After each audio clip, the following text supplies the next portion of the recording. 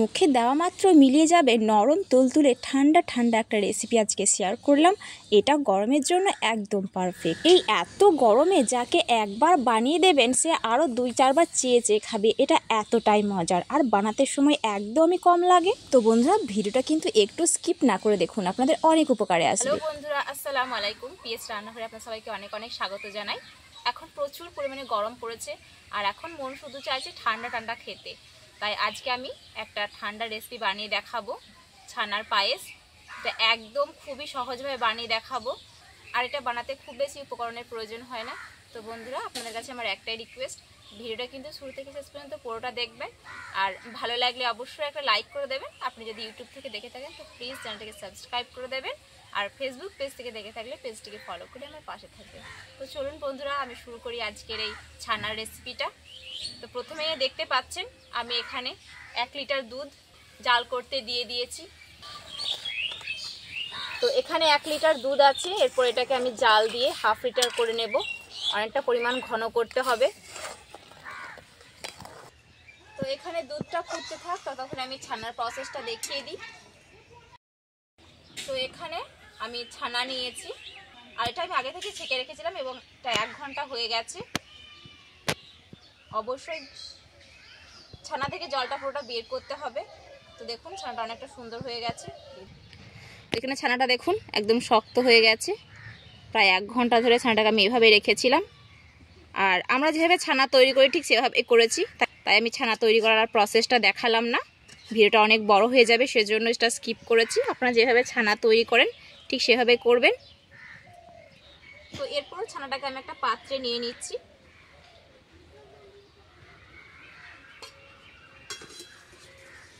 এরপর ছানাটাকে খুব ভালো করে হাত দিয়ে একটু মথে নেব।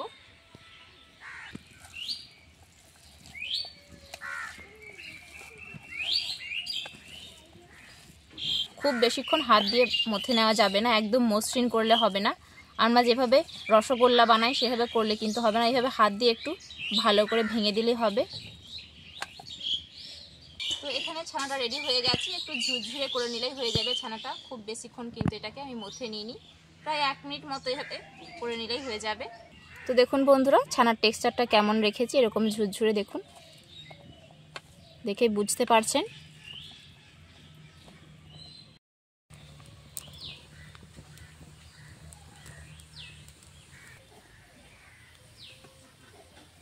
তো এখানে দুধটা ফুটে অনেকটাই গাঢ় হয়ে গিয়েছে, 1/2 লিটার মতো হয়ে গেছে। এটাকে আমি আরও একটু ফুটিয়ে গাঢ় করে নেব। তারপর যে ছানাটা করে রেখেছিলাম সেটা এর মধ্যে অ্যাড করব। তারও কিছুক্ষণ ফুটিয়ে এটাকে গাঢ় করে নিই। তো এখানে দুধটা ফুটিয়ে আমি 1/2 লিটারের থেকেও অনেকটা কম করে নিয়েছি। এর দুধটা এখানে অনেকটাই ঘন হয়ে গেছে। এরপর এর মধ্যে আমি একটা এলাচ মুখটা ফাটিয়ে দিয়ে দিচ্ছি। এলাচটা দিয়ে দিলাম। আপনি চাইলে এটা স্কিপ করতে পারেন, তবে এলাচের গন্ধ এর মধ্যে থাকলে অনেক ভালো লাগে। এরপর আমি এখানে মিষ্টির জন্য 1 বাটি চিনি দিয়ে দিচ্ছি। আপনি চাইলে এখানে মিষ্টির জন্য চিনির পরিবর্তে কনডেন্স মিল্কও ব্যবহার করতে পারেন। তো খুব ভালো করে কিন্তু আমি এই দুধের সাথে চিনিটাকে মিশিয়ে নেব। আর মিশিয়ে নেওয়ার পরে দুধটা আরও একটু পাতলা হয়ে যাবে, তো কিছুক্ষণ ফুটিয়ে আরও একটু ঘন করে নেব।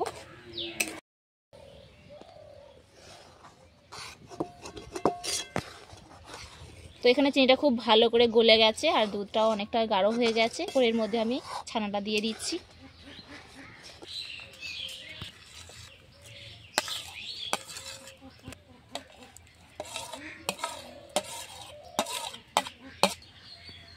এরপর খুব ভালোভাবে এটাকে মিশিয়ে নেব দুধের সাথে। প্রায় 5 মিনিট মতো খুব ভালো করে ফুটিয়ে নেব। এটা অনেকটাই পাতলা আছে। 5 মিনিট ফুটিয়ে নেওয়ার পরে অটোমেটিক এটা গাঢ় হয়ে যাবে।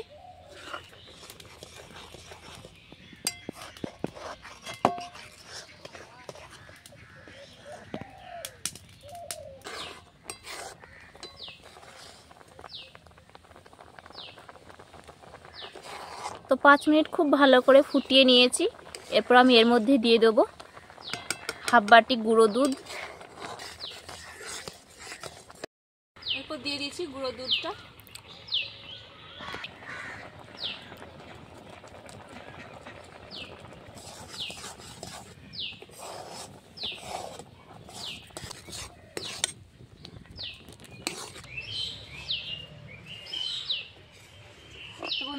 পাচ্ছেন এটা একদম রেডি হয়ে গেছে।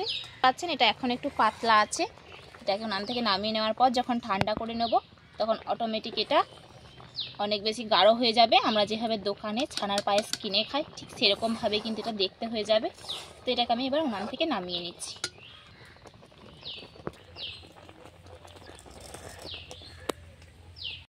এটাকে খুব ভালো করে ঠান্ডা করে নিতে হবে, তবেই কিন্তু এর আসল স্বাদ আসবে। তো বন্ধুরা দেখতেই পাচ্ছেন এটাকে আমি 1 ঘন্টা পর্যন্ত ঠান্ডা করে নিয়েছি, আর দেখতে কতটা সুন্দর লাগছে দেখুন। এরপরে হাতা দিয়ে আমি চেপে চেপে খুব ভালো করে দুধটার সাথে মিশিয়ে দেবো, এতে একদম মালাই হয়ে যাবে, খুব ভালো করে কিন্তু মিশে যাবে। এরপরে একটা বোলে ট্রান্সফার করে নিচ্ছি। এতটা লোভনীয় লাগছে, তারপর ওপর থেকে কিছু ড্রাই ফ্রুটস ছড়িয়ে দিলাম, এটা আপনার পছন্দ মতো। এরপর আপনি চাইলে কয়েকটা আইসক্রিমের কৌটোর মধ্যে ভরে ফ্রিজে রেখে দিতে পারেন। একদম দোকানের মতো মনে হবে যেন ছানার পায়েস দোকান থেকেই কিনে খাচ্ছি। এখন যে পরিমাণে গরম বেড়েছে তাতে প্রায় সময় দুধ কেটে কিন্তু ছানা হয়ে যায় বন্ধুরা। তো সেই ছানা দিয়ে খুবই সহজে কিন্তু এটা বানিয়ে আপনার পরিবারকে খাওয়াতে পারেন, তারা খেয়ে কিন্তু ভীষণ খুশি হয়ে যাবে। কারণ এই গরমের মধ্যে যদি এরকম একটা ঠান্ডা ঠান্ডা পায়েস পাওয়া যায় তাহলে তো কোনো কথাই হবে না বন্ধুরা, জাস্ট অসাধারণ। তো বন্ধুরা আজকে এই ছানার রেসিপিটা আপনাদের কাছে কেমন লাগলো অবশ্যই কমেন্টে জানাবেন।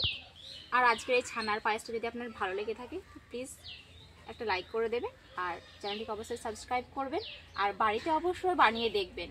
হঠাৎ মেহমান আসলে এভাবে একবার ছানার পায়েস বানিয়ে দেখবেন, দোকান থেকে আর কিনে খাওয়ার প্রয়োজন হবে না। খুবই সহজ বানানো, আর খেতে কিন্তু অসাধারণ হয়। যাকে বানিয়ে দেবেন সে বুঝতেই পারবে না। তো বন্ধুরা দেখা হচ্ছে এরকমই কোনো একটা রেসিপিতে। আল্লাহ হাফিজ।